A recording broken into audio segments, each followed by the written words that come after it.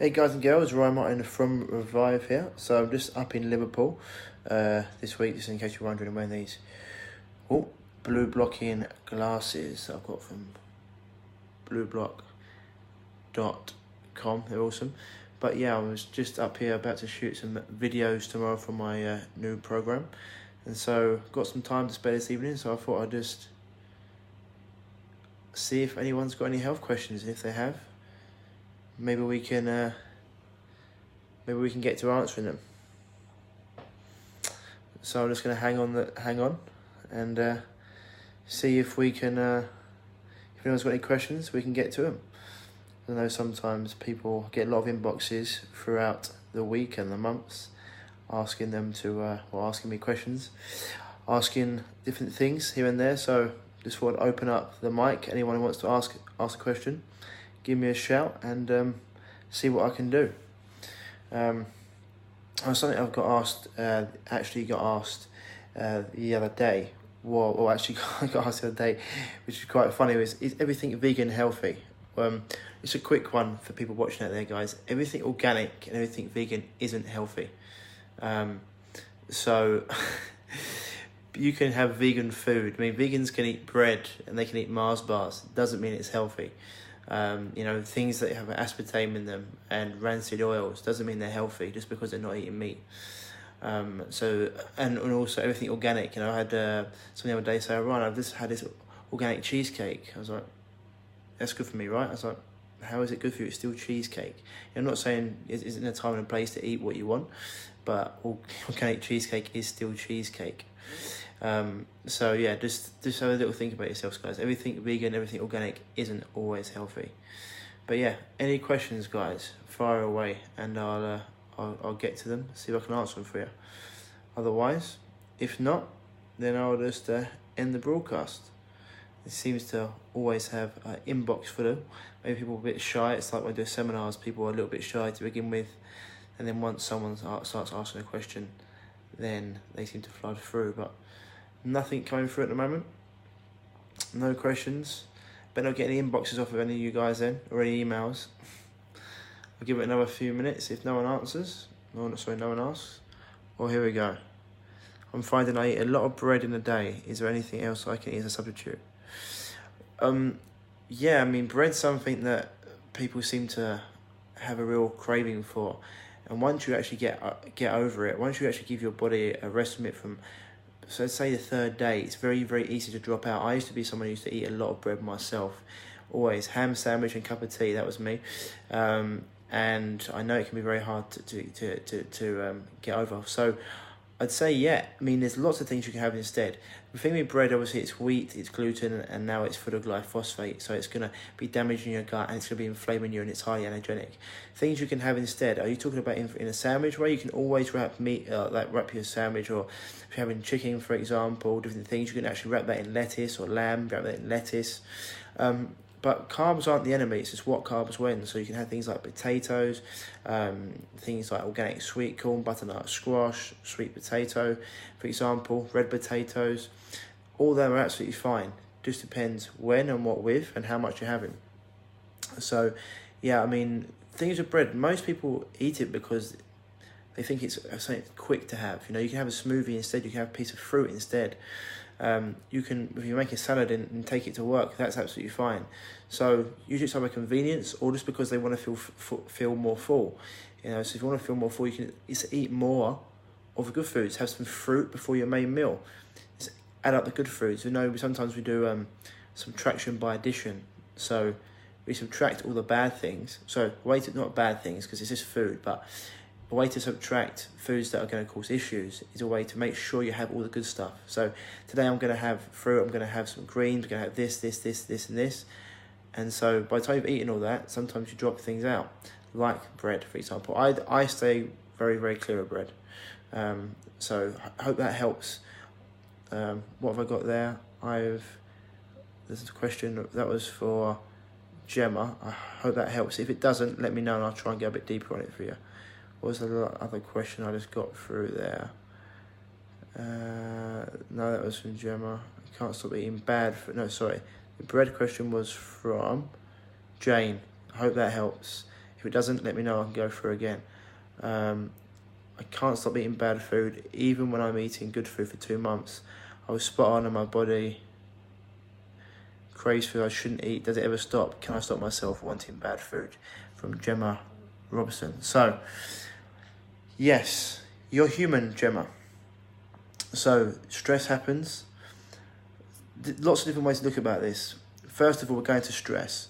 As soon as we're born and we start to cry, what happens? Mum gives you the breast, which is milk, which is sugar. So straight away we start to what gets fired together gets wired together, or what gets received together gets weaved together. So we start to think of sugar as comfort food. So when we get stressed, we can turn to it very, very easily.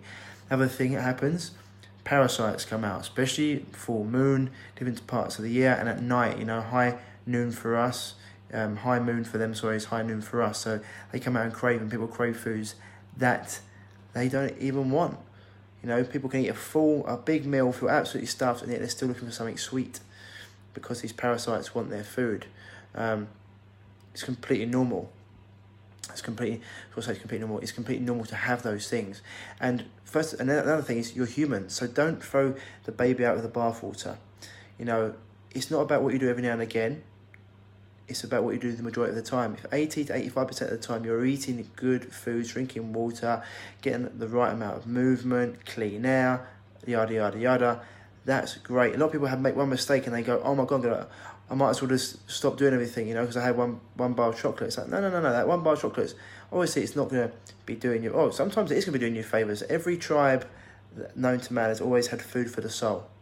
Always had food that they can go and enjoy with friends, social, etc. For them, obviously, it wasn't like the food we got now, but sometimes the social benefits outweigh the nutritional benefits. Especially unless you've got a chronic illness, like really dealing with a deep chronic illness, and yes, you've got to be strict then. But otherwise, sometimes stepping outside of the bubble, outside the lines, is really good for you. Really good for you. So don't worry about that. Don't think of yourself as a bad person. There's no. It's just something that you deal with. It's just what you are. Get back on the horse. You say, go, okay, that was something I did, no problem. I'd say one thing is never eat anything you're going to feel guilty about, Gemma. Okay, if you feel guilty, never eat it. That's what I always say to people. If you're going to feel guilty afterwards, just leave it out. So yeah, feeling guilty about food's never a good thing. So I never eat. If you're going to eat something that you're going to enjoy, something that's not generally on the healthy food list, just enjoy it. Put it to one side, and that's it. As long as you're not having chronic issues with it, don't worry, and enjoy it. Really enjoy it. If you're eating everything really well, and you have something a little bit of a treat, don't worry about it. Unless you've got chronic issues, it gives you crippling gut issues or breaks you out in skin rash, etc., then it's different. But otherwise, enjoy it. And there are things you can do. A bit of sour food can take the edge off the sweet cravings. You can get things like, you can get good snacks. Like I like to put some dates in the freezer. It's like having a little bit of toffee. You can get things like ombar, which is raw chocolate made with coconut milk and coconut sugar. All these different things, Make yourself a chia seed pudding. I mean, there's lots of things you can do out there. Good recipes. Put bananas in the fridge. A little bit of rice milk, make a banana ice cream. All things you can do. So when you're having your treats, they're actually healthy. They're not actually. It's generally when you go into supermarkets, you buy things, you look at the ingredients, it's just a shitstorm. Excuse my French. I was looking at something the other day. My mates we played football the other day, and instead of having the place we were in didn't actually have food for us. So the guys we played went to the petrol station and got about 7 or 8 sandwiches from the petrol station. Obviously, I didn't eat it. The boys were all tucking in, and I was just looking at the ingredients and going, "My God, there's 800." Well, no, there was about 70 ingredients in this sandwich, and I was like, "What the hell is going on?" That is something you want to stay away from. But otherwise, you can make your own healthy snacks, and if you know where it is, homemade food is usually good. Just the foods that stay in supermarket shelves for ages, like those sandwiches and cereals, stay away from them. Otherwise, don't worry too much about it. What was the question? I got juicing from Tiffany Nesbitt. Yeah, juicing has its place. I say short term. Long term, it can downplay or deregulate your metabolism, downgrade your metabolism. Doing it for the right reasons, giving your body a break from food can be really good. I give my body a rest from food most days. I like to just give my body a complete rest, and I like it to go into autophagy, which is basically cleaning the body at a deep cellular level, get rid of all the dead, diseased, decaying cells, replacing it with healthy young new cells. Juicing also, it's concentrated nutrients. So people talk about it all being nonsense, detoxifying the body, because your body cleans itself. Yes, it does, but we're not in 1940 anymore. We're in 2019 with 100,000 industrial toxins in the air, with food that's being laden with chemicals, pesticides, herbicides, insecticides, larvicides, rodenticides, chemical fertilizers, lashed with glyphosate, an antibiotic. So yeah, getting concentrated nutrients into your system is brilliant. It can help your organs detoxify, it can help your body detoxify, it can push fat out of the cells. The body's very, very clever, so when you eat toxic food, it wraps that toxic food in fat, because if it didn't, it would, those toxins could, a lot of them are endocrine disrupting, disrupt the nervous system, the brain, and so it doesn't want to do that, so it wraps them in fat. This is why when you buy cattle, if you're not buying organic cattle, generally the fattiest cuts of meat are the most expensive and they're the most toxic, because all those toxins are in the fat, unless you're buying organic meat. So yeah, juicing has its place. It's just when people do it all the time, it can be a problem for a big rebound. So if you do it, you downregulate metabolism, and then you eat normal foods and boom, you put on lots of weight again, because your metabolism has been downregulated. You've also changed your hormonal profile. So time and place. And if you're doing it for a prolonged fast, fair enough. But it's something that you can put into your day-to-day life. See how you're doing it. Whatever we do, it always depends, because it's see how you're doing it. If you do well on it, great. If you don't, drop it out. Okay? There's no dogma. There's no one way for everyone. Just do what works for you. Hope that helps, Tiffany. If it doesn't, let me know. What did I get? Heard something about dandelion coffee. How is it made different from tea? Benefits. Right, so dandelion coffee. Well, it's very different from tea. Normal tea, for example, it's for caffeine. It's a tea. Well, tea in general. If you're not having an English, normal English, say tea or black tea, I'm just not a fan of it because of the caffeine content in it. Same with coffee. Caffeine, central nervous system stimulant. It blocks 40% of oxygen to the brain straight away. It can it's an endocrine deregulator. It can play havoc, especially with women. It's very, very drying. But dandelion coffee, it's great for the immune system. It's great for purging the body of toxins. It's actually great. It's actually anti-cancer as well. It's hugely immune boosting. And so I'm trying to think what the brand is. I'll try and get the brand for you, John, to see what one I got. Because I'm actually up here. I was going to bring it. I don't think it's Nature's Answer. I'll have a little look for you. But yeah, it's not well, if you go to a normal coffee plantation, you won't be able to move for the bugs, and it's one of the most sprayed crops in the world, normal coffee. But dandelion coffee isn't made that way. It comes from, pretty sure it comes from the root, and so it's made in a different way. The benefits, it's got a huge amount of benefits. It's also hugely energizing.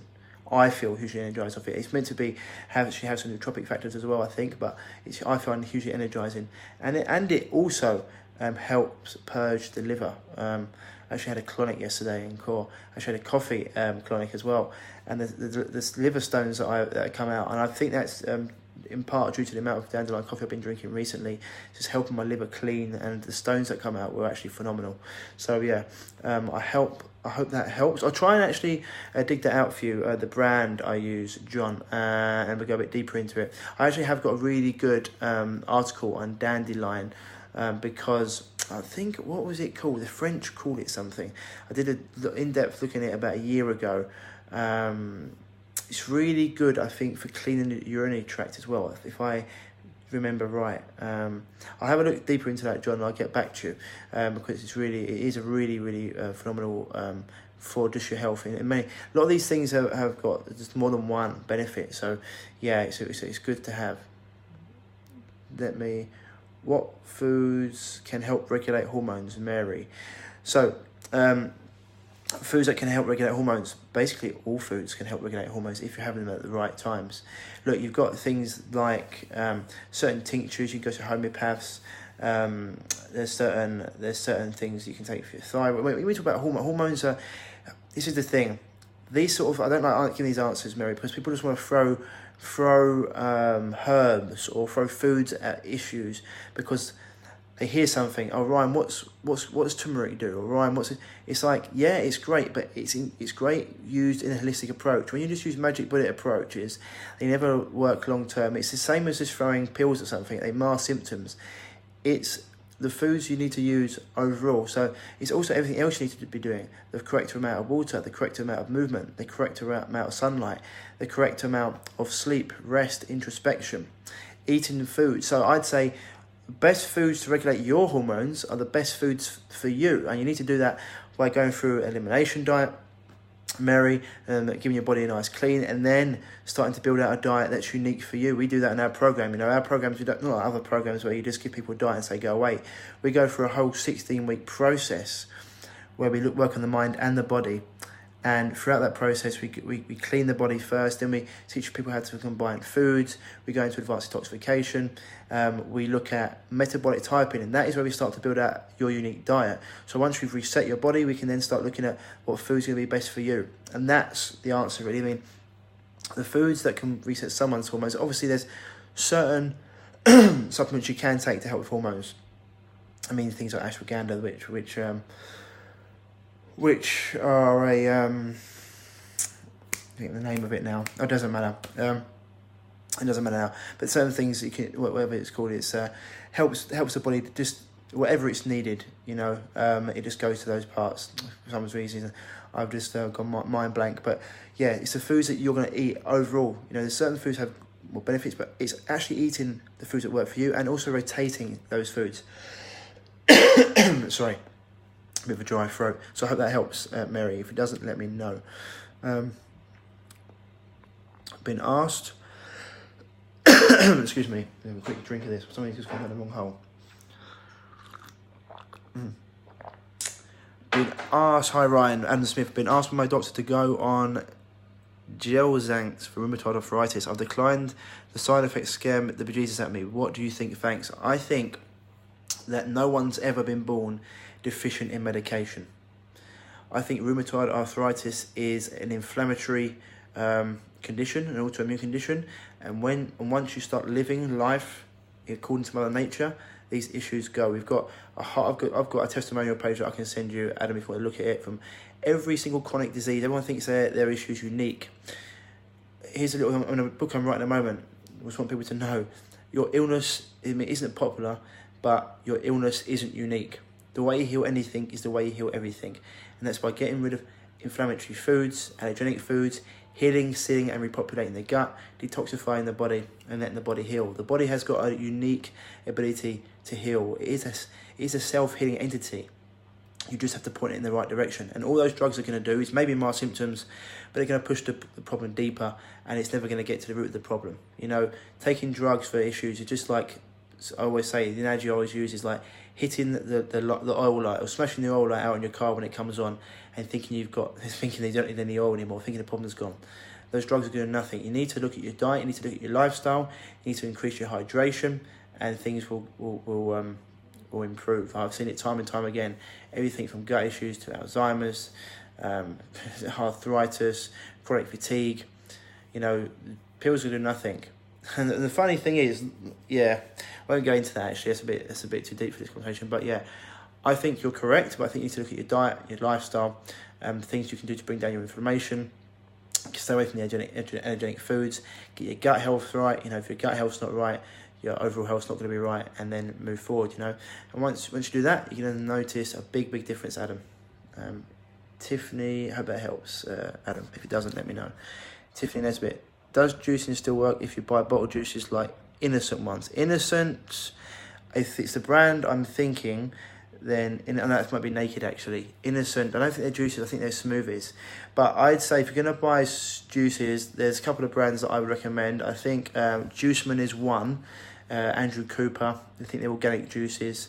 But so many studies show that, you know, 90% of the benefits from juicing foods actually are lost within the first 5 minutes from being juiced. If I go out and I'm somewhere, I can pick one up, and having that's better than having a lot of other things on the shelf. But if I was going to go on a juice cleanse, then I'd probably buy a good juicer and I'd do it myself and have it around. Unless you can get them airtight, you don't know how quickly they've been put in their bottles.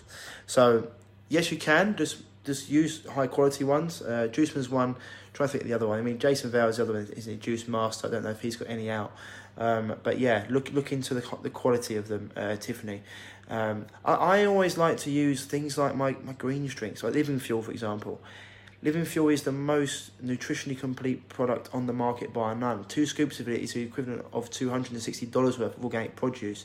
It's been designed by a nutritionist, a scientist, and a nutritionist, a scientist, and who is the other? And a doctor. And the formula hasn't changed for 15 years, and it's just absolutely phenomenal. It's like got more vitamin C than 18 oranges. It's got more protein than 12 eggs, more resveratrol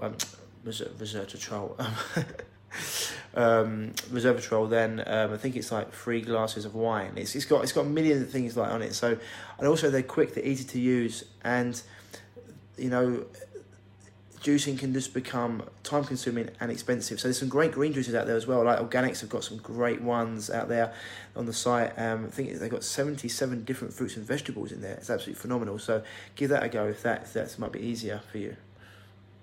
What else? Thanks. No worries, Tiffany. Also, how does it taste? I like the taste of coffee. It tastes. I quite like it. It's a bit sour. I'd say sour. But it's nice. It's not like coffee. It doesn't have that aroma of coffee, but it's nice. I don't have any problem. You can even add some rice milk to it if you wanted, or some, raw organic milk would be nice maybe. But I actually have it in a mixture. I have it with like Palo d'Arco, Quechua Pedra, cat's claw, different other teas I have it with, yerba mate sometimes. So I mix it up. So I quite like it, but you know, I don't know what your taste buds are like, Mary, but it is nice. It's not horrible. So yeah, hopefully that answers that. What we got here? Any other questions? Okay, thank you. Could you send me a link? Yep, I will, mate. I'll send you a link to my article as well, and I'll send you a link to the product. No problem, John. Thoughts on keto diet, mate? From Darren. My thoughts on the keto diet. Once again, if it works for you, great. If it doesn't, then drop it out. I've seen some people have great results with keto. I'd say about 30% of people I know that have done keto have had great results with it. I reckon other people, 70% of people haven't, and a lot of them are overweight on it, and they consume too many calories. It doesn't really work for them to have too much. It's the same as anything, too much fat. None of them look that healthy, in my opinion. 30% of them do. The majority of them don't look that healthy. And the reason it works for 30% of people is because it's like everything. You have to find what works for you. And if it does work for you, great. And until it doesn't. And then you keep an open mind, don't be dogmatic, and you can change. So try it out. If it works for you, brilliant. If it stops working for you, change.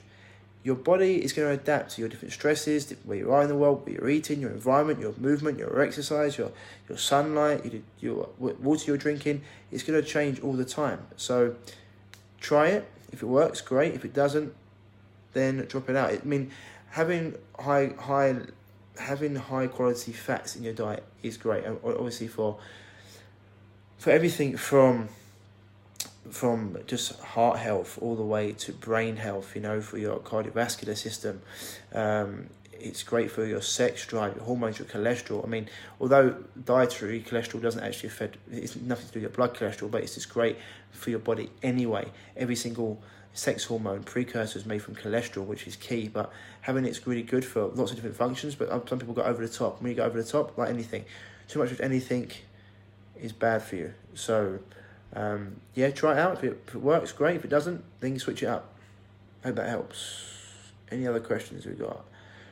Sweet shades, mate. These are awesome. Cheers, Robbie. They're the blue blockers. So most people get their blue blockers from China, and they're rubbish. Their lenses are poor.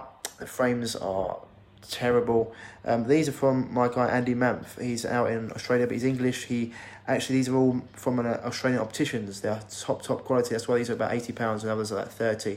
They're actually made from opticians. The lenses are really, really good. I use the red ones at night to block in out the blue light.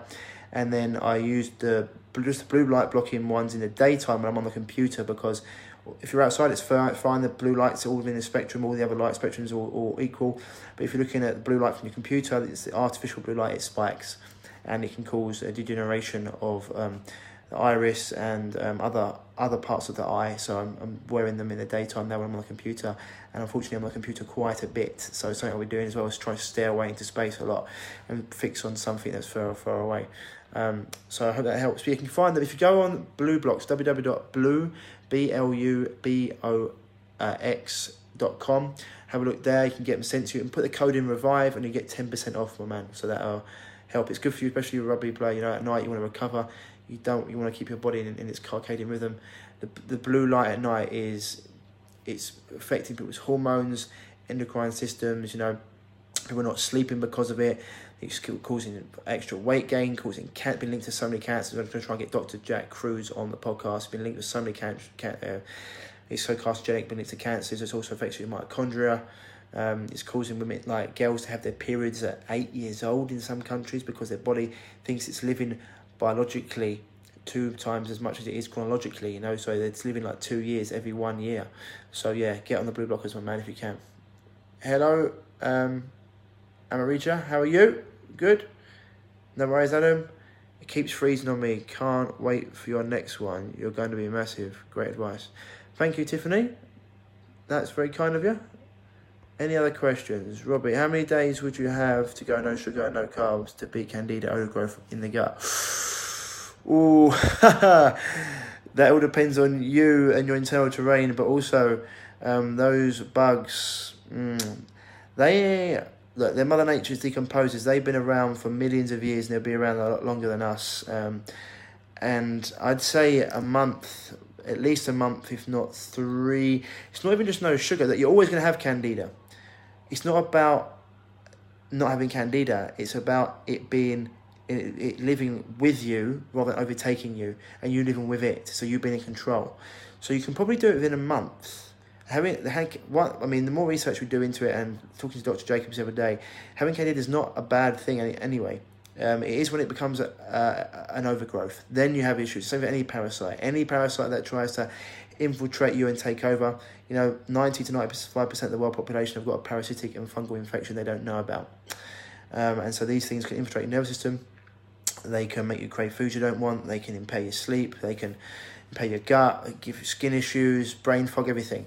But yeah, I'd say if you're doing the right things a month, and then as long as you're eating the right foods, but if you're going to constantly be putting things in your body that are toxic, they love to live in dysfunction. So not just sugar, anything toxic, fluoride, poor water, washing up powder that goes into your skin. Toxic washing up powder, foods laden with, as I said before, all the chemicals I mentioned before, non-organic produce, 1,000,001 things, So it can take a little while, but it's all about working on your internal terrain. I always say, if you look at a plant has its soil on the outside, whereas we have our soil on the inside, and it's all about getting that soil to work with you, not against you. You want about 85% good bugs, 15% bad. You need some bad guys to keep good guys honest, but most people have this in reverse. They have a gut dysbiosis, so you need to heal and see your gut. Robbie, you need to also feed your body with all the foods that can nourish your gut and nourish the good guys. The best way to look at it is gentrifying an area. You can just throw drugs and medications and herbs at these things, but they just grow back. They proliferate because they lay 1 million eggs a day. So they're just going to come back. So you need to look at it, gentrifying an area. You change the area, you change the internal environment, so the bad guys want to leave, the majority of them, and the good guys want to stay. I hope that helps, my man. Any other questions?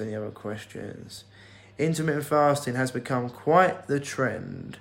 Someone tried explaining the keto diet to me. It sounded a lot like intermittent fasting. The question I had, how much is too much? How often should you really practice intermittent fasting? Chris Davenport. I'm a big proponent of it. For me, it works for me really well. I like it because, I said before, when you abstain from food for 12 hours, Chris, your body goes through something called autophagy, which means it starts to heal at a cellular level. It starts to get rid of all the dead, decaying disease cells, and it starts to replace them with healthy, young, new cells. Now, if you've got blood sugar problems, they trump this, and if you need to eat, then eat. But I'd say having things like a little bit of fruit, etc. Keto, said before, it can work with keto. People like to do it with keto because once you intermittent fast, your body turns ketogenic, which means it starts to burn fat rather than sugar. So people like to do it with that. The problem is then a lot of people they starve themselves and they overeat So you need to see if it works for you. If you starve yourself for 18 hours a day, then you smash 4,000 calories every day in 4 hours or 8 hours, then it's going to probably be detrimental to you. Or if you binge, it'll be detrimental to you. So find out if it works for you. Once again, play around with it. I go sometimes, like today, I've had an 8-hour eating window. Yesterday I had a 4-hour eating window. Sometimes I'll eat all day, chuck a breakfast in and muck around with it. Play around with it. Look, a lot of people don't eat fruits because they're on keto, and it's like, that's madness to me. Fruits are phenomenal for the body, great for digestion, full of phytonutrients, vitamins, minerals, enzymes, and they don't eat a lot of fruit. And so to me, it's balmy. But I like to have a varied diet. That's what I work best on. So try it out, see what works for you. But intermittent fasting, if you're good at it, it does turn you into a fat burner, and your body, you produce more leptin, more growth hormone. You actually save. You get lean. You save lean muscle, and you burn more body fat. So if it works for you, go for it. Kimberly Woods, thank you for the hands up. I hope that helps, Chris. If it doesn't, let me know. I'll try and answer a bit more. Robbie Flynn, you're the man, bro. Words are gold, my man. Thank you very much, Robbie. Hope you're well, my man. I see your vlog earlier on. I'm going to give that a watch. I love that. Looked like you scored a great. Well, you put a nice little grubber kick. Took me back to our time playing for Shirley, mate.